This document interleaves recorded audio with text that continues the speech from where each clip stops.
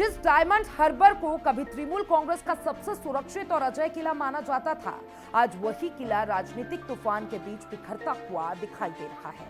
ये सिर्फ एक चुनावी नतीजे की कहानी नहीं है, ये कहानी है सत्ता, प्रभाव, संगठन और जनता के मूड में आए उस बड़े बदलाव की जिसने पश्चिम बंगाल की राजनीति की दिशा और धार दोनों बदल दी है। फलता विधानसभा सीट पर हुए पुनर्मतदान के बाद आए नतीजों ने न सिर्फ स्थानीय राजनीति को झकझोर दिया, बल्कि पूरे राज्य के राजनीतिक समीकरण पर भी सवाल खड़े कर दिए हैं। डायमंड हार्बर, जो सालों से अभिषेक बैनर्जी के राजनीतिक प्रभाव का केंद्र रहा है, इस बार चर्चा में इसलिए नहीं है कि यहाँ से कोई बड़ी जीत हुई है, बल्कि इसलिए है कि यहाँ से सत्ता के पुराने समीकरण कमजोर पड़ते दिखाई दे रहे हैं। ये वही क्षेत्र है जिसे टीएमसी ने अपने डायमंड हार्बर मॉडल के जरिए एक आदर्श राजनीति प्रयोगशाला की तरह विकसित किया था। लेकिन इस बार कहानी अलग है और परिणाम चौंकाने वाले हैं। फलता विधानसभा सीट, जो डायमंड हार्बर लोकसभा क्षेत्र का हिस्सा है, वहां हुए पुनर्मतदान में पूरा राज्य की राजनीति को हिला दिया। ये वही इलाका है जहां टीएमसी लंबे समय से मजबूत पकड़ बनाए हुए है। लेकिन इस बार चुनावी माहौल, सुरक्षा व्यवस्था, आरोप प्रत्यारोप और जनता की भागीदारी ने तस्वीर बदल दी। चुनाव से पहले का माहौल बेहद तनावपूर्ण था। राजनीतिक बयानबाजी अपने चरम पर थी और एक तरफ तृणमूल कांग्रेस अपनी उपलब्धियों और स्थानीय योजनाओं को जनता के सामने रख रही थी, तो दूसरी तरफ विपक्ष लगातार आरोप लगा रहा था कि क्षेत्र में चुनावी प्रक्रिया पर प्रभाव डाला जा रहा है। इस बीच अभिषेक बैनर्जी का एक बयान सुर्खियों में आ गया, जिसमें उन्होंने विरोधियों पर तीखा तंज कसते हुए इलेक्ट्रिक शमशान घाट की बात कही थी। ये बयान चुनावी बहस का केंद्र बन गया। विपक्ष ने इसे सत्ता के अहंकार का प्रतीक बताया, जबकि टीएमसी ने इसे राजनीतिक व्यंग करार दिया। लेकिन इस बयानबाजी ने माहौल को और ज्यादा गरमा दिया।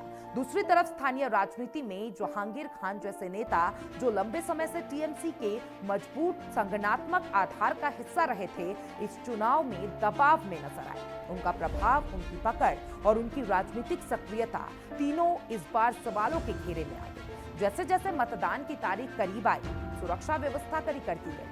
केंद्रीय बलों की तैनाती ने पूरे क्षेत्र का माहौल बदल दिया। जहां पहले डर और दबाव की शिकायतें सामने आती थी, वहीं इस बार मतदाताओं ने कहा कि वे बिना किसी भय के मतदान कर पा रहे हैं। यही वो मोड़ था जिसने पूरी कहानी को बदलना शुरू कर दिया। मतदान के दौरान भारी वोटिंग दर्ज कर ली गई। बूथों पर लंबी कतारें देखने को मिली। कई जगहों पर लोगों ने कहा कि ये चुनाव पहले से बिल्कुल अलग था। राजनीतिक दबाव का माहौल कम था और प्रशासनिक निगरानी ज्यादा मजबूत थी। मतदान के बाद जब पुनर्मतदान की प्रक्रिया पूरी हुई, तो परिणामों ने सभी को चौंका दिया। भारतीय जनता पार्टी के उम्मीदवार देबांशु पांडा ने भारी अंतर के साथ जीत दर्ज की। ये जीत सिर्फ एक सीट की जीत नहीं थी, बल्कि एक राजनीतिक संदेश थी कि जमीन पर समीकरण बदल रहे हैं। दूसरी तरफ तृणमूल कांग्रेस के लिए ये परिणाम एक बड़ा झटका साबित हुआ। फलता, जिसे कभी पार्टी का मजबूत गढ़ माना जाता था, वहां हार ने कई सवाल को जन्म दिया है। डायमंड हार्बर, जो अभिषेक बैनर्जी के राजनीतिक प्रभाव का प्रतीक माना जा रहा है, वहां अब दरारें दिखाई देने लगी हैं। ये वही क्षेत्र है जहां उन्होंने अपने डायमंड हार्बर मॉडल के जरिए राजनीति को एक अलग दिशा देने की कोशिश की थी और इस मॉडल की सबसे बड़ी ताकत सीधा जनता से जुड़ा। एक डाके अभिषेक जैसे पहल के तहत लोग सीधे अपनी समस्या एक टोल फ्री नंबर पर दर्ज करा सकते थे और योजना के जरिए हजारों बुजुर्गों को मासिक सहायता दी जाती है। कोविड महामारी के दौरान सामुदायिक रसोई और राहत कार्यों ने इस मॉडल को और लोकप्रिय बनाया था।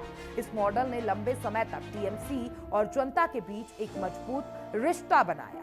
लेकिन इस बार विपक्ष ने इन्हें योजनाओं को राजनीति प्रभाव का नेटवर्क बताकर चुनौती दी। बीजेपी का आरोप था कि ये पूरा इलाका लंबे समय से दबाव, नियंत्रण और राजनीतिक प्रभाव के एक ढांचे के तहत काम कर रहा था। चुनाव आयोग की सख्ती ने इस बार खेल बदल दिया और केंद्रीय सुरक्षा बलों की तैनाती, निगरानी और पुनर्मतदान के आदेश ने पूरे चुनावी माहौल को असाधारण बना दिया।